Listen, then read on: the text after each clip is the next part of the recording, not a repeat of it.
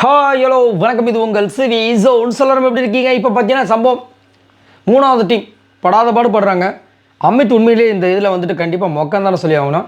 ஆனால் திவ்யா வந்துட்டு செம்ம மாதம் பண்ணிகிட்டு இருக்காங்க. உண்மையிலேயே அவங்கள வந்து நம்ம பாராட்டி ஆகணும். ஏன்னா சரி, அதுக்கு முன்னாடி பார்க்குற எல்லோரும் நம்மளோட சேனலை சப்ஸ்கிரைப் பண்ணிட்டு பாருங்கள், லைக் பண்ணுங்கள், கமெண்ட் பண்ணுங்கள், ஷேர் பண்ணுங்கள். இப்போ வாங்க இந்த வீடியோக்குள்ளே போகலாம். திவ்யா உண்மையிலே டான்ஸ் ஆட தெரியாது. பட் ஆனால் இந்த 3 பாட்டை கண்டுபிடிச்சதுக்கு முக்கிய காரணமே திவ்யா மட்டும்தான், அமித் கிடையாது. ஏன்னா ஃபஸ்ட்டு வந்துட்டு கொக்கரக்கோ வந்துச்சு, அழகாக சேவல் மாதிரி வந்து பண்ணாங்க, கண்டுபிடிச்சிட்டாங்க. 2வது பாட்டு அழகு நீ நடந்தால், அவர் ரஜினி மாதிரி வரல, இவங்க பண்ணாங்க ரஜினி சார் மாதிரி சூப்பராக வந்துட்டு பண்ணாங்க, அவங்க கண்டுபிடிச்சிட்டாங்க. 3வது பாட்டுக்கு கரெக்டாக வந்து யோசிச்சு திவ்யா வந்துட்டு ஃபஸ்ட்டு ஆடிட்டே இருந்தாங்க, அந்த ஸ்டெப்பு போட்டாங்க, இவங்களுக்கு தெரியல. சாண்ட்ரா சுத்தம் ஒன்றுமே புரியல அவங்களுக்கு, கம்முன்னு உட்காந்துட்டு இருக்காங்க. வினோத்தாவது அங்கங்கே போயிட்டு வெளியே போயிட்டு வராரு, ரெஸ்ட் ரூமில் போய் கண்டுபிடிக்கிறாரு, மாதிரி பண்ணிகிட்ருக்காரு.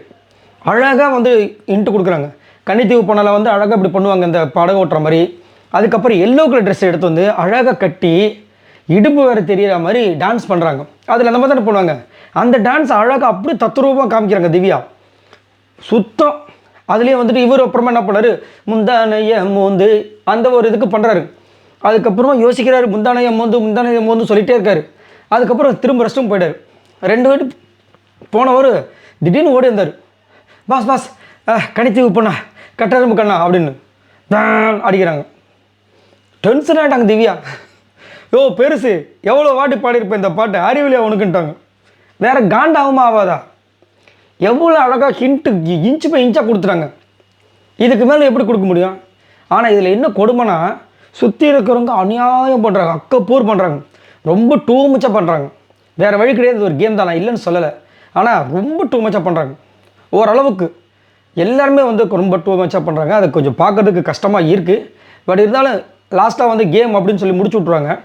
பட் இருந்தாலும் திவ்யா சூப்பராக பண்ணுறாங்க. அடுத்தது 4வது பாட்டு பார்த்தீங்கன்னா அடிக்கிற கை அணைக்குமா, அழகாக வந்து 2 பேருமே சேர்ந்து அடிக்கிறாங்க, அணைக்கிறாங்க. இவங்க யார், நம்ம சாண்ட்ரா, அடிக்கிற கை தான் அணைக்கும், அணைச்சிட்டாலும் ஏமா இப்படி பாடாப்படுத்துங்க, பாவம் உள்ள குழந்தைங்க போய் நான் டான்ஸ் ஆடிட்டு இருக்காங்களே, கொஞ்சம் கூட கருணை இல்லையா? ஒரு பாட்டு கண்டுபிடிச்சாங்களா சாண்ட்ரா? அழகாக உள்ள போய் டான்ஸ் ஆடி இருக்கலாமா? என்னத்தை சொல்ல. இதில் வேறு முடிஞ்சதுக்கப்புறம் தான் அந்த கனி கூட இருக்க சண்டை வரும் போல இருக்குது. ரொம்ப டூ மச்சாக போயிட்டுருக்குது பாவம். ஆனால் உண்மையிலேயே அமித்தை விட திவ்யா அங்கே அவ்வளோ சூப்பராக வந்துட்டு ஒரு இதுக்கும் பண்ணுற விஷயங்கள் உண்மையிலேயே எனக்கு ஆக்சுவலாக பார்த்தீங்கன்னா எனக்கு முன்னாடி அதாவது திவ்யாவை பிடிக்காது தான். ஆனால் இந்த டாஸ்க்கை பொறுத்த வரைக்கும் நான் வந்து சரி அவங்க டான்ஸ் ஆட தெரியாது, ஏதோ ஒன்று பண்ண போகிறான்னு நினச்சேன். ஃபுல் எஃபர்ட் செம்மையாக போடுறாங்க, வேறு லெவலில் வெறித்தனமாக இருந்துச்சு, சான்ஸே இல்லை.